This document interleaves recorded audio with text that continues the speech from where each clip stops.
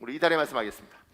예수께서 세례를 받으시고 곧 물에서 올라오실새 예수께서 세례를 받으시고 곧 물에서 올라오실새 하늘이 열리고 하나님의 성령이 비둘기같이 내려 자기 위에 임하심을 보시더니 하늘이 열리고 하나님의 성령이 비둘기같이 내려 자기 위에 임하심을 보시더니 하늘로부터 소리가 있어 말씀하시되 하늘로부터 소리가 있어 말씀하시되 이는 내 사랑하는 아들이요 내 기뻐하는 자라 하시니라. 이는 내 사랑하는 아들이요 내 기뻐하는 자라 하시니라. 마태복음 3장 16절 17절 말씀. 마태복음 3장 16절 17절 말씀. 우리의 기도하겠습니다. 하나님이 사랑하는 자녀, 하나님이 기뻐하는 자녀가 되겠습니다. 하나님이 사랑하는 자녀, 하나님이 기뻐하는 자녀가 되겠습니다. 하늘이 열리고 하나님의 성령이 비둘기같이 내게 임하게 하옵소서. 하늘이 열리고 하나님의 성령이 비둘기같이 내게 임하게 하옵소서. 하나님, 나를 아는 모든 사람에게 하나님의 성령이 임하게 하옵소서. 하나님, 나를 아는 모든 사람에게 하나님의 성령이 임하게 하옵소서. 그들도 하나님의 사랑하는 자녀, 하나님이 기뻐하는 자녀가 되게 하옵소서. 그들도 하나님이 사랑하는 자녀, 하나님이 기뻐하는 자녀가 되게 하옵소서. 예수님의 고귀하신 이름으로 기도합니다. 예수님의 고귀하신 이름으로 기도합니다. 여러분의 기도대로 반드시 주께서 응답하여 주실 줄 믿습니다. 아멘. 제가 이렇게 글을 시작했습니다. 오늘 성경 본문은 요단강에서 세례를 받는 예수님의 모습이 나옵니다. 이때 하늘이 열리고 하나님의 성령이 비둘기같이 예수님께 내렸습니다. 그리고 하늘로부터 소리가 들렸습니다. 이는 내 사랑하는 아들이요 내 기뻐하는 자라. 예수님이 세례 받는 굉장히 유명한 장면입니다. 근데 이는 내 사랑하는 아들이요, 이는 예수님이죠. 이는 내 기뻐하는 자라. 이 말씀에 대한 것들이 사실은 굉장히 깊어요. 이 부분에서 살펴보겠습니다. 그 밑에요, 작은 1번에요. 성부 하나님은 성자 예수님에 대하여 두 가지 감정이 있습니다. 하나는 사랑입니다. 또 하나는 기쁨입니다. 그 밑에 동그라미 1번에요. 사람에게는 다양한 감정이 있습니다. 이것은 하나님이 사람을 창조할 때 사람에게 주신 큰 특혜입니다. 여러분과 저는 유교 사회에서, 지금 친구들은 다르지만 제 세대만 해도 유교 사회에 살았습니다. 유교 사회는 감정을 절제하는 것, 감정을 굉장히 통제해서 눌러놓는 것이 특징입니다. 그래서 남자는 함부로 울면 안 되고, 기쁘다고 해서 막 이렇게 웃으면 가볍다 그러고, 그래서 감정을 눌러놓고 감정을 잘 표현하지 않도록 만드는 게 유교 사회예요. 이건 성경적이지 않습니다. 성경은, 하나님은 우리에게 감정이라는 아주 귀한 걸 주셨습니다. 그래서 얼굴엔 굉장히 많은 표정을 지을 수 있습니다. 그래서 이 감정을 주신 것, 슬픔은 슬플 대로, 기쁨은 기쁠 대로 이걸 풍성하게 누리는 것. 그래서 구김없이 자라면 이 감정 표현이 자유롭습니다. 아주 자유롭습니다. 아주 다양합니다. 이게 하나님 주신 축복이죠. 여러분에게 주신 이 감정 표현, 그래서 제가 사랑한다고 말하는 것도 감정 표현이잖아요. 그리고 고맙다고 말하는 것도 감정 표현이라고요. 이게 풍성한 사이가 좋은 사이인 거죠. 하나님은 우리를 이렇게 만드셨습니다. 그러니까 사람에게 다양한 감정이 있는 건 큰 축복이다. 이게 없는 사람을 보고 우리는 뭐라고 이야기하냐면 사이코패스라고 이야기합니다. 여러분에게 다양한 감정이 있습니다. 나이가 들면 이게 자꾸 이렇게 쇠퇴되더라고요. 왜 쇠퇴되냐면 여고생이나 이런 애들이, 지금 요새 여중생들이 막 웃고 이러는데, 나이가 들면 저 산이 너무 예쁘지 않아요? 산이 그게 그거지. 이거 너무 맛있지 않아요? 그러면 이 중학교 애들, 초등학교 애들 오 이러는데, 나이가 들면 그게 그 맛이 그 맛이야. 이렇게, 이게 늙은 거죠. 그러니까 하나님이 다양한 감정을 주셨습니다. 굉장히 큰 복입니다. 그 밑에요. 사람이 성숙해 간다는 것은 다양한 자기 감정을 정확하게 이해해 가는 과정입니다. 그러면서 그 밑에 이렇게 되었습니다. 사랑하는 것과 좋아하는 것은 비슷해 보이지만 다릅니다. 사람이 성숙해 간다는 건 내가 가지고 있는 여러 가지 감정이 있는데, 이게 뭔지 어릴 땐 잘 모르는 거예요. 이게 사랑인지, 이게 기분 나쁜 건지, 아니면 자존심이 상하는 건지 뭔지 몰라요. 그냥 느낌이 안 좋고 느낌이 좋고. 근데 이제 성숙해 가면 내 감정을 보죠. 이건 미안하다고 말하는 게 아니라, 이때는 그건 제가 의도하지 않았지만 이런 거니까 실수였습니다. 실수와 미안하다 그럴 때 이런 이제 아주 사소한 차이, 자존심이 상하는 것과 자존감이 상하는 것과 아주 비슷하지만 사소한 차이들을 구분해 갈 때 사람은 자기에 대한 이해력이 많아지는 거죠. 그래서 지금 밑에 제가 사랑하는 것과 좋아하는 것은 비슷해 보이지만 다릅니다 이렇게 적어놓은 건, 이런 비슷한 감정들을 구분할 수 있어야 되는 거예요. 사랑하는 게 좋아하는 거 아니야? 좋아하는 게 사랑하는 거 아니야? 이렇게 할 때 이걸 차이를 구분할 때 이런 식으로 구분을 하더라고요. 이제 꽃을 좋아하면 꽃을 꺾어서 집에 둔다는 거죠. 꽃을 좋아하면 그 좋아하는 거나 사랑하는 거, 꽃을 사랑하면 그 꽃을 꺾지 않고 그 꽃에게 물을 준다는 거예요. 미안합니다. 아침부터 이렇게 어려운 이야기를. 그러니까 좋아하면 나를 위해서 이걸 기꺼이 희생시켜 버리는 거죠. 근데 사랑하면 이걸 위해서 나를 희생시키는 겁니다. 이게 굉장히 큰 차이가 있는 거예요. 비슷해 보이지만 절대 비슷하지 않습니다. 이게 많더라고요. 제가 보니까 배가 침몰해 가는데 구명보트가 있고 그 구명보트를 탈 때 좋아하는 사람이면 그 사람을 내가 구명보트 탈 때 내 옆에 두고 싶다는 거예요. 좋아하면. 사랑하면 내 자리를 내어줘서 이 사람을 살리고 싶다는 거예요. 그러면 이제 요거 가지고 여러분이 적용해 볼 수 있는 게, 여자분들, 남자들 말고 여자분들은 여러분의 남편을 좋아하나요? 사랑하나요? 분명한 건 이렇게 됩니다. 내 아이는 사랑합니다. 그 아이에게 구명보트 자리를 놓아주고 내가 죽더라도 괜찮죠. 남편은, 이 질문을 해보면 여자 입장에서는 복잡해지는 겁니다. 사랑하는 것, 좋아하는 것, 기꺼이 나를 위해서 이걸 희생시키면 좋아하는 거지만 이걸 위해서 나를 희생하면 사랑하는 건데 나는 어떤가, 이런 것들을 이제 한번 살펴보는 거죠. 나는 하나님을 좋아하는가, 나는 하나님을 사랑하는가, 하나님을 나를 위해서 희생시키는 건가, 아니면 하나님을 위해서 나를 희생하는 건가. 이런 감정들을 이제 잘 이해하는 것들, 이게 이제 성숙한 거예요. 조금 더요. 그 밑에 3번에요. 신앙이 성숙해 간다는 것은 하나님의 다양한 마음을 정확하게 이해가는 과정입니다. 그러니까 신앙이 성숙하는 것은 사람이 성숙하는 것은 내가 내 감정을 읽는 것이고, 신앙이 성숙하는 것은 하나님의 마음을 읽는 거예요. 4번에요. 하나님은 사람을 좋아하는 것이 아니라 사랑합니다. 여러분과 제가 믿는 하나님은 사랑의 하나님입니다. 요한 1서 4장 16절에 있습니다. 여러분 읽으십시오. 시작. 하나님이 우리를 사랑하시는 사랑을 우리가 알고 믿었노니 하나님은 사랑이시라. 하나님은 사랑 자체라고 이야기해요. 그러면서 그 밑에요. 사랑의 하나님은 여러분과 저를 사랑하셨습니다. 우리를 향한 하나님의 사랑의 가장 큰 증거가 십자가입니다. 요한일서 4장 10절에 있습니다. 여러분 보십시오. 시작.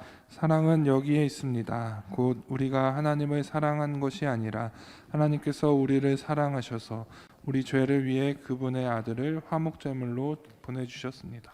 십자가가 왜 하나님의 사랑의 증거냐면, 하나님이 우리를 사랑하셔서 성자 예수 그리스도, 하나밖에 없는 자기의 아들 예수님을 십자가에 죽이셨어요. 우리는 이제 이걸 복음이라고 이야기하지 않습니까? 하나님 우리를 사랑하셨습니다. 그래서 사랑하는 꽃은 꺾어서 집에 들이는 것이 아니라 거기에 물을 주고 이 꽃을 위하는 것처럼 하나님은 우리를 위해서 자기 아들을 희생시키는 것들을 하셨죠. 좋아하는 게 아니라 사랑하신 거예요. 그럼 여러분은 하나님을 좋아하는가 사랑하는가, 이 질문을 해볼 필요가 있는 거죠. 그래서 우리가 신앙할 때 기복신앙 이렇게 이야기할 때 그 기복신앙이라는 개념이 복을 달라고 하는 걸 무조건 잘못됐다고 그러는데, 그게 아니라 하나님을, 나를 위해서 이 하나님을 희생시키는가, 이 하나님에서 나를 희생시키는가, 요 구분을 해보는 거예요. 그래서 기복신앙은 나를 위해서 언제든지 하나님을 내 하고 싶은 대로 흔들어서 이분을 상처를 주든 뭘 하든 내가 원하는 걸 얻는 걸 기복신앙이라고 이야기를 하는 겁니다. 복 받는 게 잘못된 게 아니고, 나는 하나님을 사랑하는가, 나는 하나님을 좋아하는가, 나는 하나님을 위해서 기꺼이 희생할 수 있는가, 아니면 나를 위해서 하나님을 희생시킵니까? 나의 신앙은 어디인가? 조금 더요. 그 밑에요. 5번에요. 하나님은 모든 사람을 사랑합니다. 그러나 모든 사람이 하나님을 기쁘게 하는 것은 아닙니다. 사랑하는 것과 기뻐하는 것은 비슷해 보이지만 다릅니다. 오늘 하늘에서 소리가 들립니다. 뭐라고 들리냐면, 이는 내 사랑하는 아들이요 내 기뻐하는 자다. 하나님의 감정을 잘 이해하는 게 신앙의 성숙이라고 하잖아요. 하나님 안에도 사랑이 있고 기쁨이 있습니다. 우리가 사랑한다고 지금 좋아한다는 이야기를 했는데 그거 말고요, 사랑하는 것이 있고 기뻐하는 것이 있습니다. 그런데 예수님에게는 이 두 가지를 다 적용시켜요. 나는 너를 사랑하고 나는 너를 기뻐한다. 근데 하나님께서 사랑하고 기뻐한다고 이야기하지만 사랑하고 안 기뻐하는 사람도 있다는 거예요. 조금 더요. 부모 된 사람은 자녀를 사랑합니다. 그러나 자녀를 통해 기쁨을 맛보는 사람도 있고 아픔을, 때로는 쓰라림을 맛보는 사람도 있습니다. 부모는 자식을 사랑하죠. 이건 아이들은 안 믿을 수 있는데 모든 부모는 압니다. 내가 자녀를 내가 어떻게 표현하든지 간에 내 중심은 이 아이를 사랑합니다.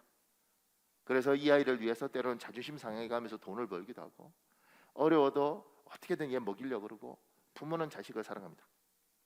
이 감정은 분명한 거죠. 요새는 이 사랑하지 않는 친구들이 생긴다고 그래요. 이게 저는 그걸 세상이 사람들이 병들어 있어서, 이게 나쁘다 이상하다 이게 아니라 병든 거예요. 그러니까 자식도 사랑할 수 없고 자기도 사랑하지 못하는 사람들, 그들이 부모가 되어버린 거죠. 부모는 자식을 사랑할 수밖에 없고, 그 희한하게 하나님 주신 그 감정이 있는데, 근데 자식을 사랑하지만 자식 때문에 누군 굉장히 기뻐하죠. 아빠 이번에 시험 쳤는데 엉망으로 친 것 같아요. 왜?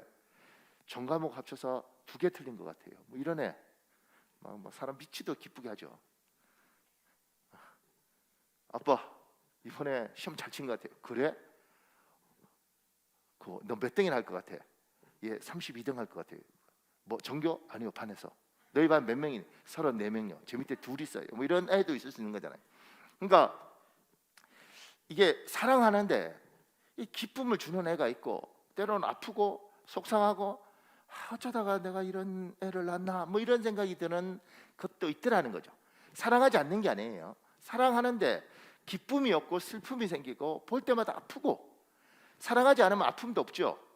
여러분과 제가 지금 우크라이나 전쟁할 때 안 됐다 이렇게 생각하지만 그것 때문에 잠 못 자고 식음 전폐하고 이러지 않잖아요.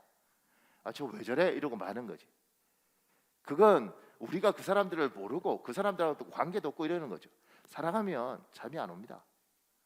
사랑하면 견디기가 어렵습니다. 하나님은 예수님을 사랑하실 뿐만 아니라 예수님 통해서 너무너무 기쁘셨습니다. 이게 예수 그리스도께서 하나님께 주신 것이고, 하나님이 성부 하나님이 성자 하나님을 보면서 가진 2가지 감정이었습니다. 사랑한다고 다 기뻐하는 거 아니에요. 제 그 밑에요. 여기서 우리는 스스로에게 2가지 질문을 해야 됩니다. 첫 번째가 뭐냐면, 나는 하나님이 나를 한다는 것을 명확하게 믿는가? 예수님만 사랑하는 게 아닙니다. 하나님은 우리를 사랑하셨습니다. 여러분을 사랑하셨습니다. 이 자리에 있는 사람 하나하나를 사랑했습니다. 지금 바깥에서 예수 안 믿고 내 주먹을 믿어라, 그 사람들 중에 하나님 사랑하는 사람들도 굉장히 많습니다. 하나님이 사랑하셨습니다. 근데 여러분과 제가 신앙생활이 제대로 되려면 하나님이 날 사랑한다는 것에 대해서 흔들리면 안 되는 거예요. 제가 보니까 애가 왜 잘못되는가, 특히 사춘기 때 이 아이가 잘못되는 가장 큰 이유는 뭐냐면, 내 부모가 나를 사랑하지 않는다는 생각을 하는 거예요. 사랑 안 하는 게 아니고 성적이 나빠서 그냥 지적했는데, 사랑하지 않는 게 아니고 사랑하는데 게으른 것 때문에 저 게으르면 안 되니까 그것 때문에 야단쳤는데, 애는 사람을 잘 이해 못하니까 야단치고 지적하고 이런 것들이 사랑해서 하는 건데 사랑으로 느껴지지 않죠. 왜냐하면 계속 상처받으니까. 그래서 이렇게 생각해요. 내 부모는 나를 사랑하지 않아. 심지어 내 부모는 나를 미워해. 부모에 대한 사랑이 확신이 없는 애들은 자존감이 없습니다. 반드시 망가지게 돼 있습니다. 반드시 엇나가게 돼 있습니다. 신앙도 똑같습니다. 하나님이 나를 사랑한다는 것에 대한 명확한 확신이 없는 사람들은 늘 헤맵니다. 진짜 하나님이 나 같은 걸 사랑하실까요? 설마 나한테 복 주실까요? 난 기도해도 소용없겠죠. 다른 사람 기도하면 하나님 들어주시면 내 기도는 들어주시겠어요? 이게 왜 그러냐면 하나님에 대한 사랑에 대한 확신이 없기 때문에 그렇습니다. 예수 믿는 사람은 명확해야 됩니다. 자식은 명확해야 됩니다. 내 부모가 나를 사랑할 걸, 사랑하지 않았으면 이미 갖다 버렸겠지. 사랑하니까 힘들어도 욕하면서라도 밥 먹이고, 어려워도 때마다 그래도 어떻게든 옷 사입히고, 사랑하니까 그러겠죠. 사랑하지 않는데 그러겠습니까? 사랑하지 않으면 갖다 버렸죠. 하나님도 우리를 부른 것 자체가 사랑해서 불렀죠. 하나님께서 우리에게 끊임없이 이야기하는 건 네가 지금 어렵고 네가 지금 힘든 상황이라는 건 이해한다. 그것 때문에 내 사랑을 의심하지 말아라. 내가 널 사랑하는 것 분명하다.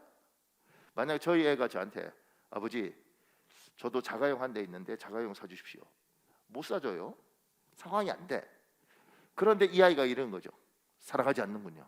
아니 차를 못 사줄 뿐이지 그건 능력이 안 되니까. 근데 난 널 사랑한다. 그 무슨 소리입니까? 사랑하지 않는 거죠. 이건 굉장히 살기 힘들죠. 사랑해요. 내가 능력이 안 되고 상황이 안 돼서 그런 것이지. 사랑한다고. 사랑하지 않는 거죠. 이게 아이가 망가지는 겁니다. 하나님이 여러분이 원하는 걸 안 들어주신다 할지라도 사랑하는 거예요. 때로는 이것만큼은 제발 들어주세요. 근데 안 들어주실 수 있어요. 왜 그런지 뭐 때문에 그런지 잘 모르겠어요. 그렇지만 여러분과 제가 흔들리면 안 될 건 저분이 날 사랑한다는 것에 대해서 흔들리면 안 되는 겁니다. 사랑하는 여러분 믿으십시오. 하나님이 여러분 사랑하십니다. 하나님, 저는 믿습니다. 일부 예배 오는 사람은 너무너무 예배 드리고 싶어서 일주일 내내 기다리다가 주일 첫 예배를 드리러 온 거다. 난 이렇게 믿습니다. 결코 빨리 예배 드리고 후다닥 어디 놀러 간다 이렇게 생각하지 않습니다. 저는 그렇게 믿습니다. 하나님 사랑한다는 거 의심하지 마십시오. 이것이 믿어지는 여러분이 카드값에 밀리든 여러분 아이가 집을 나갔든 여러분 몸이 병들었든 그분이 날 사랑한다는 것에 대해서는 추호의 의심도 없는 그러한 믿음을 여러분이 가지시길 예수님 이름으로 축복합니다. 고맙습니다. 근데 그 밑에요. 나는 하나님을 기쁘게 하는 사람인가? 조금 전에 제가 아이 비유했잖아요. 사랑하는 건 사랑하는 것이고 기쁨을 주는 애가 있어요. 근데 기쁨이 아니고 슬픔을 주는 애도 있습니다. 그러니까 이게 질문이 이게 되는 거죠. 하나님이 여러분을 사랑하는 것을 의심하지 말아라. 근데 여러분은 저분에게 기쁨을 주는가? 하나님이 여러분 보면서 참 저거 기쁘다 이렇게 주는가? 아니면 쟤 볼 때 내가 저 애를 많이 사랑하는데 아프다 이걸 주는가? 이걸 질문해 볼 필요가 있는 거죠. 그 밑에요. 작은 해보네요. 하나님을 기쁘게 하는 자에게 하나님은 이렇게 하십니다. 우리 전도서 2장 26절에 있습니다. 현대인의 성경 여러분 읽으십시오. 시작. 하나님은 자기를 기쁘게 하는 자에게 지혜와 지식과 행복을 주시지만 죄인들에게는 재산을 애써 모으고 쌓는 수고로움을 주시고 자기를 기쁘게 하는 자에게 그것을 넘겨 주도록 하시니. 제가 성경에서 좋아하는 구절 많은데 그중에 이 구절도 참 좋아합니다. 죄인들, 나쁜 놈들이 열심히 애쓰고 힘써서 돈 모아요. 근데 하나님이 그 놈들이 쓰는 게 아니고 자기가 사랑하는 사람, 자기가 기뻐하는 사람에게 요거 홀라당 넘겨준다. 이게 참 좋습니다. 그러니까 버는 사람 따로, 쓰는 사람 따로 이러는데 하나님이 기뻐하는 사람에게 하나님이 좋은 걸 주시는 거죠. 하나님을 기쁘시게 하는 사람, 사랑하는 사람에게 준다 이게 아니고 오늘 성경에는 기뻐하는 자에게 주신다 이렇게 됩니다. 요 구분해 볼 필요가 있죠.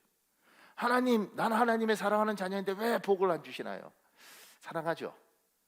근데 기뻐하는 자에게 이걸 준대. 하나님이 여러분을 많이 사랑하는데 나는 참 하나님 볼 때 속상하겠다. 내가 하나님이라도 나 볼 때마다 저거 진짜 어떡하나 이런 마음을 드리겠다. 그러면 나는 받을 수 있는가? 지금 이 복을. 하나님은 자기를 기쁘게 하는 자에게 지혜를 주시고 지식을 주시고 행복을 주셔요.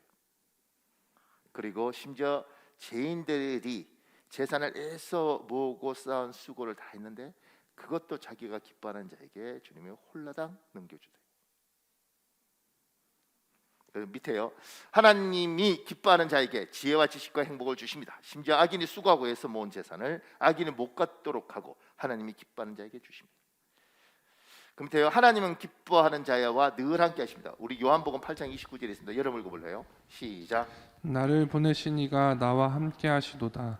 나는 항상 그가 기뻐하시는 일을 행함으로 나를 혼자 두지 아니하셨느니라. 하나님은 자기 기뻐하는 자와 늘 함께 하시길 원해요. 그러지 않겠습니까? 죄만 보면 기쁜데. 그 밑에요. 하나님이 함께 하는 자는 그 인생이 늘 형통하고 점점 강성해집니다. 우리 창세기 39장 2절, 사무엘하 5장 10절 있습니다. 여러분 다 읽으십시오. 시작. 여호와께서 요셉과 함께 하심으로 그가 형통한 자가 되어 만군의 하나님 여호와께서 함께 계시니 다윗이 점점 강성하여 가니라. 하나님과 함께 있으면 하나님이 기뻐하셔서 늘 하나님 함께 하시면 하나님께서 그 사람에게 함께 하시면서 그의 인생을 하나씩 둘씩 풀어가는 거죠. 이렇게. 그래서 다윗이 하나님이 오셨으니까 한꺼번에 축복받았다 이게 아니라 점점 강성하여지고 요셉이 형통한 자가 되어진 겁니다. 하나님을 기쁘시게 하는 자에게 하나님이 함께 하시고 함께하는 그에게 하나님 참 많은 걸 주시는 거죠. 그래서 우리가 그런 거예요. 여러분 기도하십시오. 예배하십시오. 하나님을 가까이 하십시오. 하나님을 사랑하십시오.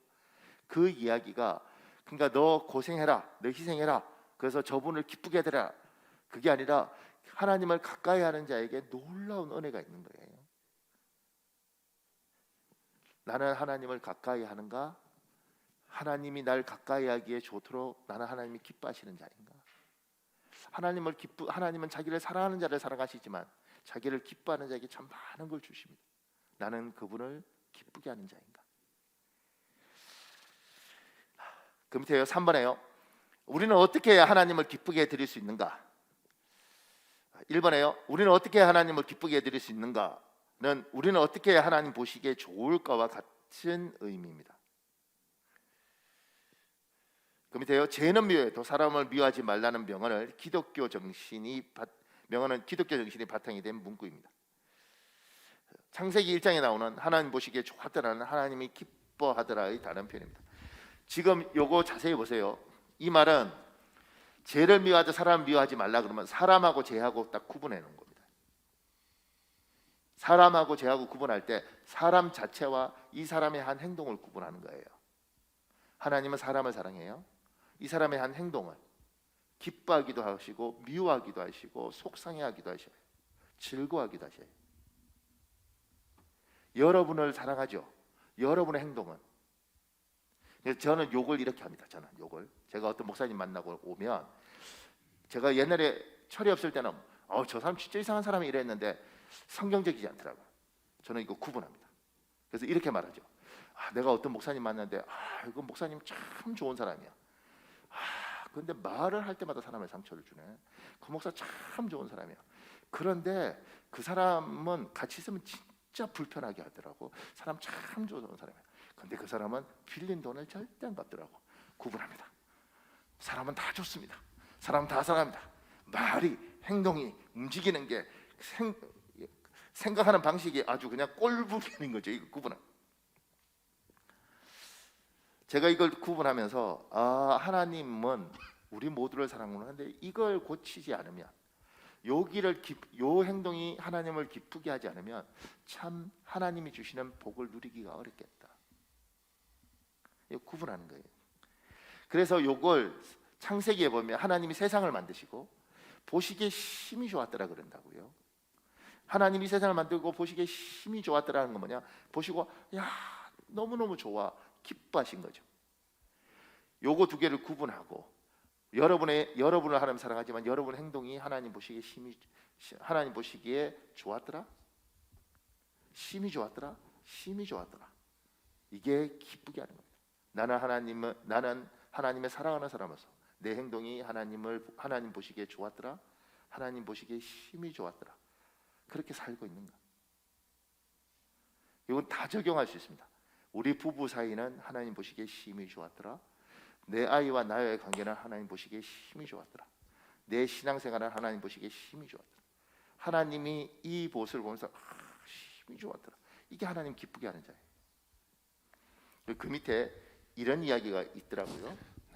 목사님. 네, 우리 집에 세 아이 중 첫째가 제일 정이 많다. 사랑 표현도 가장 적극적이다. 아빠, 저는 아빠가 제 아빠인 것이 너무 감사해요. 이런 이야기를 들으면 얼마나 고마운지 모른다. 이런 큰 아이에게 정말 고마웠던 기억이 있다.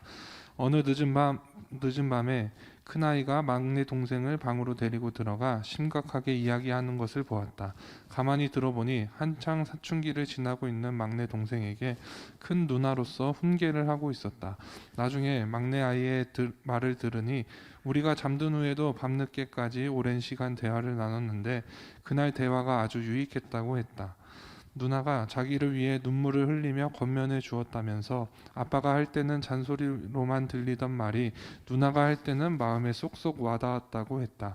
이 녀석이 제 누나에게 감동을 받은 것이다.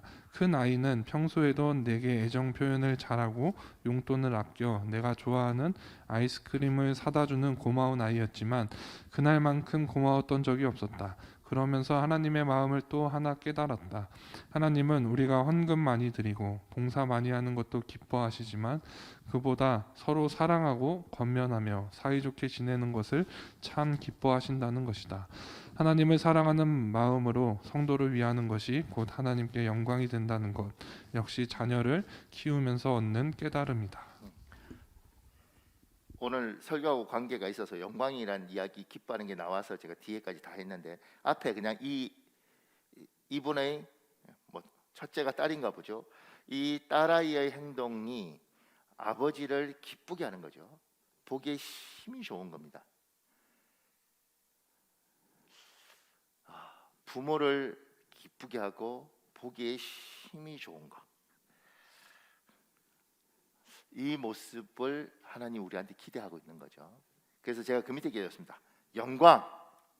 히브리어 이게 카보드입니다. 카보드. 카보드는 무게와 관련된 단어입니다. 하나님께 영광을 돌리다는 하나님께 무게 중심을 두는 것입니다. 하나님께 영광을 돌리는 삶이란 하나님께 무게 중심을 두는 삶을 뜻합니다.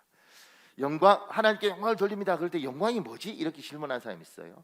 영광은 히브리어 카보드인데 이게 무게란 뜻입니다. 무겁다 뭐 이런 뜻이 있어요. 그러니까 무게 중심을 나에게 두는 사람이 있습니다. 나에게. 그래서 나의 기쁨을 위하여 하나님을 희생시키죠. 나의 기쁨을 위하여 교회도 희생시키고 나의 기쁨을 위하여 가족도 희생시키고 요 사람은 자기가 영광을 가져가는 겁니다. 하나님께 영광을 돌린다 이럴 때는 무게 중심이 나에게 있지 않고 이분에게 있습니다. 이분이 기뻐하는 걸 위해서 나를 희생시키고 이분이 기뻐하는 것들을 위하여 기꺼이 헌신을 하는 거예요. 이게 하나님께 영광을 돌리는 거예요. 누가 하나님께 영광을 돌리는 인생을 사는가? 이분에게 중심을 두고 나에게 중심을 두는 게 이분이 좋아할 것, 이분이 기뻐할 것, 이분이 행복해할 것 이걸 해드리는 거예요. 지금 제가 이 분 이야기할 때 이 큰딸이 자기에게 무게 중심을 둔 게 아니라 아버지 이 가정의 무게를 중심을 두고 아버지가 기뻐할 수 있는 일들을 한 거죠. 아마 이 아이 원래 마음은 제가 보니까 누나들 중에 동생이 까불면 아주 데려가서 그냥 아주 아짝을 내는 경우가 있더라. 모르셔요? 그런 경우 있습니다. 누나가 또는 오빠가 엄마 아빠 집 떠나서 아침에 나갔다 저녁에 오면 날 하루 잡아서 동생을 아주 그냥 아작 소리가 나서 부모님이 얘야 저기 물 한 그릇 들어와 그러면 이러다가 갑자기 누나나 형이 야 그러면 네 이렇게 하는 경우가 있죠. 요새는 어떤지 모르겠습니다. 저희 때는 뭐 그렇게 하던데요. 하루 날 잡아서 부모님 가길 기다렸다가 몇 타작? 타작하듯이 이렇게. 그런데 그러지 않고 자기 게 아니라 동생한테 울면서 뭐 어떻게 정확히 모르겠지만 그런 거 내 부모가 보기에 좋은 것들을 기뻐하는 일들을 한 거죠. 이런 아이에게 부모가 마음을 주는 겁니다. 나는 하나님을 기쁘시게 하는가? 나는 하나님 보시기에 힘이 좋도록 하는가? 이게 영광을 돌리는 거죠. 조금 더요. 그 밑에 동그라미 2번에요. 하나님은 사람이 살기를 원하십니다. 아무리 어려운 환경 속에서도 무책이나 힘든 상황 속에서도 하나님은 사람이 죽거나 낙심하거나 포기하지 않고 굳건히 버티며 이겨나가며 살아가길 원합니다. 우리 에스겔 16장 5절 6절에 있습니다. 여러분 읽어볼래요? 시작. 아무도 너를 돌보아 이 중에 한 가지라도 내게 행하여 너를 불쌍히 여긴 자가 없었으므로 내가 나던 날에 내 몸이 천하게 여겨져 내가 들에 버려졌느니라. 내가 내 곁으로 지나갈 때에 내가 피투성이가 되어 발짓하는 것을 보고 내게 이르기를 너는 피투성이라도 살아 있으라. 다시 이르기를 너는 피투성이라도 살아 있으라 하고. 지금 버려진 갓난아이, 이 이스라엘에 대한 비유인데, 이 버려진 갓난아이 비유하면서 피투성이 이제 낳자마자 버려진 거죠. 목욕도 태어나서 목욕도 제대로 못한 이 아이에게 이야기하는 겁니다. 하나님께서 피투성이라도 살아라. 피투성이라도 살아라. 죽지 말아라 제발. 어쨌든 살아만 있어라. 살아만 있어라. 이게 하나님의 사람들, 또 하나님이 이 땅에 있는 사람을 불쌍히 여기니까 하나님의 마음이에요. 그 밑에요. 지금 세상에 어디로 가야 할지 어떻게 해야 할지 모르고 우왕좌왕하는 사람이 많습니다. 하나님은 이들의 방황하는 손을 붙들어주고 싶어 합니다. 하나님은 이들을 살리고 싶어 합니다. 그 밑에요. 하나님은 사람을 살리는 일에 자기 백성들이 힘을 쓰기를 원합니다. 동참하길 바랍니다. 이런 일에 힘을 보태는 것이 하나님을 기쁘게 하는 일입니다. 여러분과 저에게 하나님이 사람 살리라고 이야기하는 겁니다. 지금 세상은 사람과 사람 사이가 좋기가 어렵습니다. 왜냐하면 너무 사기꾼도 많고, 그리고 사람을 믿을 수 없는 일들도 너무 많아요. 그러니까 도와주고 싶더라도 선한 마음이 완전히 엉망이 될 수 있기 때문에 못 도와주는 거예요. 저는 제 인생에서 굉장히 이제 큰 교훈이죠. 그때는 굉장히 속이 상했어요. 제가 이제 필리핀에 2년 있다가 이제 한국 들어올 때, 필리핀에서 이제 필리핀은 이제 가난하니까 책을, 미국 책 이렇게 3만 원, 5만 원 이런 책을 못 산다고요. 그러면 교수가 그 책을 가져오면 그걸 다 복사를 해요. 복사를 해서 그 책을 가지고 공부를 하는 거예요. 그게 저렴하니까. 그 필리핀 애들한테 비싸죠. 근데 그렇게 해서 그걸 제가 2년 8학기를 했다고요. 8학기를 했으니까 책이 굉장히 많은 거예요. 저한테는 너무너무 귀하죠. 그러니까 이제 그 책을 다 싸들고 그 개념이 없었던 거죠. 비행기를 타고 갈 때 수화물이 몇 킬로인지 그 생각 없이 그걸 다, 너무너무 귀한 책이니까 버리고, 남들이 볼 때는 우습게 보였지만 저는 그걸 다 들고 공항에 갔어요. 공항에 갔는데 무게를 쟀는데 100킬로네. 100킬로. 이게 그 오버차지라고 하잖아요. 그 비용이 너무 비싼 거예요. 그러니까 제가 이제 그 필리핀 사람한테 이렇게 도움을 요청하는데 이게 안 되는 거죠. 그러니까 제발 이렇게 좀 어떻게 해줄 수 있냐. 옛날 이제 그 스튜디오스나 이런 사람들 잘 만나면 이 사람들이 이렇게 해주는 것들이 있었잖아요. 봐주기도 하고. 근데 그때 안 됐는데 한국인이 이제 한국 간다고 오는 거죠. 필리핀이니까. 그 한국인들한테 그랬죠. 공항에서 이 책들을 내가 버리기가 너무 아까운데 이 책을 이렇게 좀 이렇게 당신 가방 요만한 거 하나 들고 가더라고요. 그래서 붙이더라고요. 그래서 이걸 좀 해주면 어떠냐 이렇게 제가 부탁했죠. 같은 한국이니까. 그 사람이 저를 이렇게 보고 이제 막 고민을 하는 거예요. 근데 그 옆에 부인이 뭔 소리냐고 막 이렇게 하는 거예요. 제 입장은 상황을 모르니까 빌다시피 했죠. 근데 이제 이 사람들이 안 되겠습니다 딱 이러더라고요. 부부간에 물건도 얼마 안 되니까 많이 싫어진대. 그러니까 저는 이제 어리니까 그때 상황도 잘 모르니까 현실이 어떤지. 그러니까 이제 나중에 제가 막 화가 나더라고요. 분노하면서 그 책을 걔들한테 다 주면서 니들 읽어라 이렇게 했죠. 걔들이 왜 읽겠어요? 그러니까 그래서 한 2권인가 이렇게 들고 오고 나머지는 다 포기했어요. 너무 아프더라고요. 그리고 한국 올 때까지 그냥 이 한국 사람에 대한 분노, 그냥 어차피 수화물도 없더구만 도와주면 되지. 같은 민족끼리 이거 하나. 두 번째는 어차피 한국 사람도 안 도와주는데 필리핀애가 도와주겠어? 이렇게 하는 마음으로 왔어요. 근데 한국 와서 보니 비행기 그렇게 탈 때 딴 사람한테 물건 부탁해서 마약 들고 와서 이 사람 잡혀서 자기 선한 마음으로 도왔는데 마약이 이 사람 가방에서 나왔으니까 잡혀가고 이 뒷사람은 유유히 걸어 나오고 이런 장면들이 있더라고요. 제가 그때 선한 마음으로 이 사람들, 이 남편이 고민을 하고 도우려고 할 때 여자가 야 이거 자기 꾸리면 어떡해, 만약 여기서 갔다가 마약 나오면 어떡해. 예. 이런 것들을 제가 이렇게 보면서 이 세상은 사람 돕기가 굉장히 어려운 세상이고, 도왔다가 뒤통수 맞을 때, 그러니까 다들 마음을 닫죠. 점점 닫아요.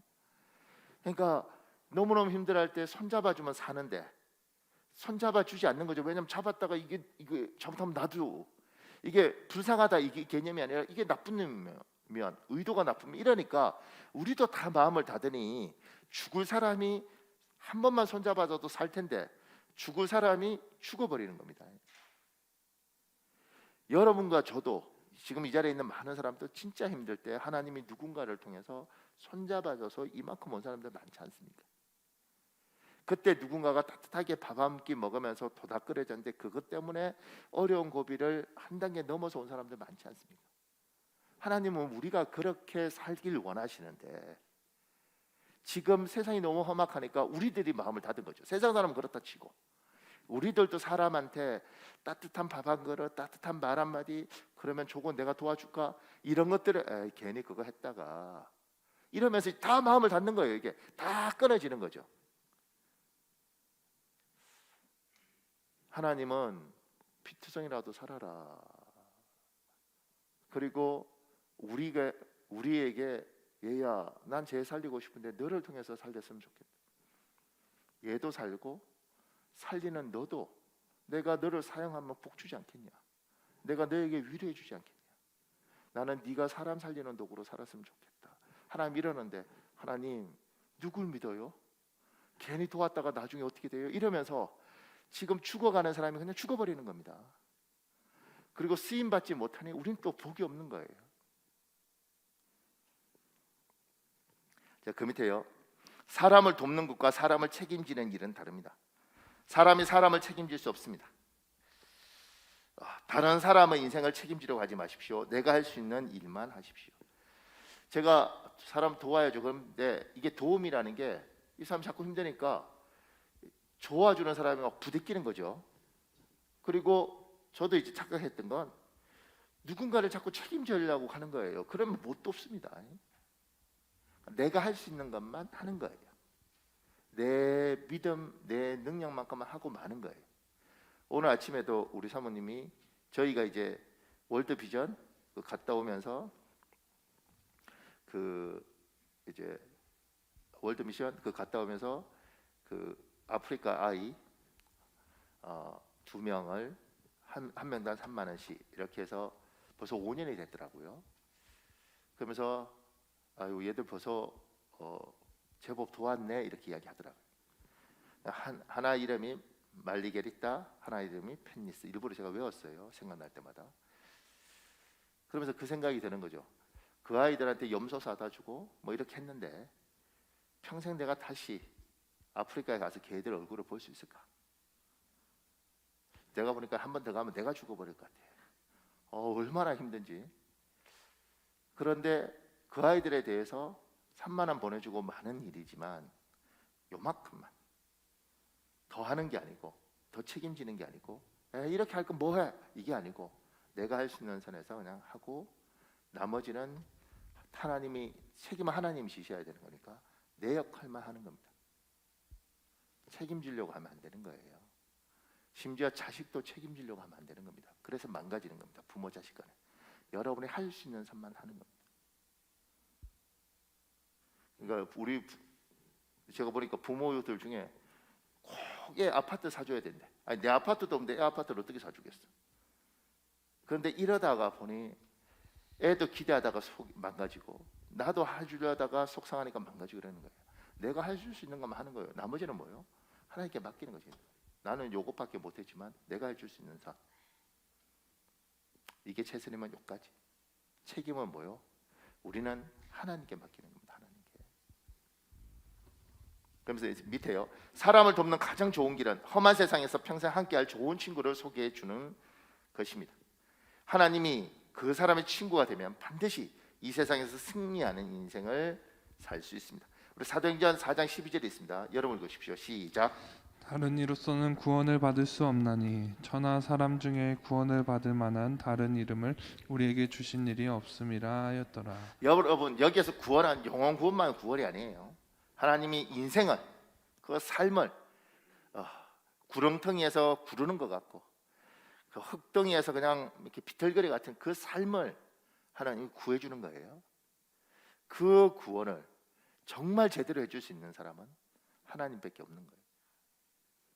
그래서 여러분이 할 수 있는 걸 하고 진짜 해야 될 건 예수님을 이야기해 주는 겁니다. 목사님 밑에 글을 읽어줘 볼래요? 네. 영국의 산부인과 의사 중에 제임스 심슨이라는 의사가 있었습니다. 그는 매우 영리하여 14살 때 에딘버러 대학에 입학하여 의학을 공부하였고 29살 때 에딘버러 대학교의 산부인과 교수가 되었습니다. 그는 하나님의 말씀을 사랑하고 말씀을 깊이 묵상하는 사람이었습니다. 그런데 심슨은 수술을 할 때마다 어떻게 하면 외과 수술을 받은 환자들의 고통을 덜어줄 수 있을까 깊이 생각하고 있었습니다. 그러던 중 창세기 2장 21절에서 22절에 여호와 하나님이 아담을 깊이 잠들게 하시니 그 갈빗대로 여자를 만드시고 라는 말씀에서 영감을 받았습니다. 의사의 상식으로 볼 때 갈비뼈 하나를 떼어내는 것은 매우 큰 수술인데 심슨은 하나님이 아담을 잠재우시듯 환자를 잠재워 고통을 느끼지 못하게 하고 무사히 수술을 끝낼 수 없을까를 고민하다가 수술용 마취제 개발에 노력하기 시작했습니다. 심슨은 1847년 11월부터 클로로포름을 무통분만에 썼고 그 해가 가기 전에 팔 절단 수술에도 사용해 효과를 보았습니다. 그리고 이것을 마취제로 사용할 수 있다는 것을 발견하게 되었습니다. 하지만 심슨은 뜻밖의 강력한 저항에 부딪혔지만 기도하는 중에 영국의 빅토리아 여왕이 스스로 무통분만으로 출산을 하자 논란은 수그러 들었습니다. 그래서 심슨은 의학 교과서에 실리고 왕실 주치의로서 빅토리아 여왕을 진료하기도 했습니다. 나중에 영국 정부는 이러한 공로를 인정하여 스코틀랜드 출신인 심슨에게 준남자 귀족 자귀를 수여했습니다. 그가 쓴 신앙에 관한 고백록에서 심슨 경은 이렇게 고백했습니다. 나는 나의 대속물이 되시며 나를 위해 징벌을 받고 십자가 위에서 죽으신 예수님을 찾았고 나는 죄사함을 받았습니다. 그러므로 구주 예수 그분을 전하는 것은 나의 의무입니다. 그의 말년에 한 제자가 이런 질문을 하였습니다. 선생님께서 지금까지 발견한 것 가운데 가장 큰 발견은 무엇이라고 보십니까? 학생들은 당연히 클로로포름이라고 답할 거라는 것을 기대를 하고 있었습니다. 그런데 그는 이렇게 대답했습니다. 나의 가장 큰 발견은 내가 큰 죄인이라는 사실과 예수님께서 나를 구해주신 구세주라는 사실이라네. 질문을 했던 제자는 그의 이러한 대답에 깜짝 놀랐습니다. 심슨 교수에게 가장 귀한 것은 그리스도의 구원이었습니다. 심슨은 전도에 아주 열심이어서 소책자를 만들어서 복음을 전했고 간증을 할 때면 나의 위대한 발견은 내게 구원자가 있다는 것이라고 고백을 했습니다. 됐습니다. 이 잘난 사람도 하나님이 필요한 거죠. 하나님 붙들고 사는 겁니다. 사랑하는 여러분, 하나님이 우리가 지금 힘들어하는 사람들이 굉장히 많은데 우리가 그들의 손을 우리가 할 수 있는 만큼 잡아주고 그들이 하나님의 손을 잡도록 도와줘야 되는 겁니다. 이게 지금 하나님이 특히 지금 대한민국에 하나님이 원하시는 것이라고 저는 생각합니다. 너무 많은 영혼들이 방황하고 있습니다. 교회를 못 찾고 어디로 가야 할지 모르고 힘들게 그냥 버티고 있습니다. 하나님 우리에게 이야기하시는 거죠. 피투성이라도 쟤들이 살았으면 좋겠다. 그런데 얘야, 나는 네가 제 손을 좀 잡아주고 책임은 지지 말고 네가 할 수 있는 일을 해라. 그러면 내가 할 수 있는 일은 내가 하겠다. 사람을 살렸으면 좋겠다. 나는 그런 사람을 기뻐한다. 여러분 주위에 죽어가는 사람들, 그리고 굉장히 지쳐있는 사람들, 돈은 많지만 정서적으로 메말라 있는 사람들 주위에 많이 있습니다. 성령께서 오늘 기도하실 때 눈을 열어 그 사람들을 보여주시고 여러분이 하나님께 기도할 때 하나님께서 여러분의 마음을 열어서 그들의 손을 잡을 수 있는 용기를 주시길 예수님 이름으로 축복합니다. 그 밑에요. 하나님은 여러분과 저를 사랑합니다. 여러분과 제가 하나님을 기쁘게 해드리는 인생을 살길 예수님 이름으로 축복합니다. 사랑하는 여러분, 이 시간에 우리 한 8분 기도할 수 있습니다. 조용히 주여 한번 부르고요. 하나님, 내가 하나님 날 사랑하는 건 분명합니다. 내가 이 여기에 흔들리지 않기를 원합니다. 두 번째, 하나님, 내가 하나님을 기뻐시게 하는 자가 되게 하여 주옵소서. 주여 한번 간절히 기도하겠습니다. 주여, 아버지가 도와주시옵소서. 주여. 아버지,